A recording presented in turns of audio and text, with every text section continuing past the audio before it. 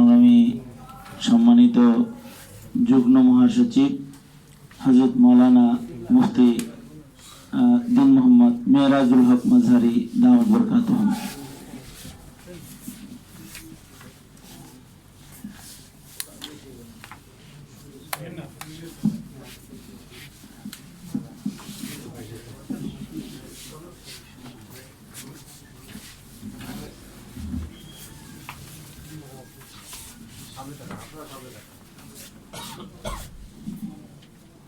बिस्मिल्लाहिर्रहमानिर्रहीम अल्हम्दुलिल्लाहि सल्लल्लाहु अलैहि वसल्लम। কওমি মাদ্রাসা শিক্ষক পরিষদ কর্তৃক আয়োজিত আজকের এই সংবাদ সম্মেলনের মহতারাম সভাপতি, আসলে সৃষ্টির মধ্যে সর্বশ্রেষ্ঠ জাতি হলো মানুষ, আর এই সর্বশ্রেষ্ঠ মানুষ হলেন কোরআন সুন্নাহর শিক্ষার মাধ্যমে।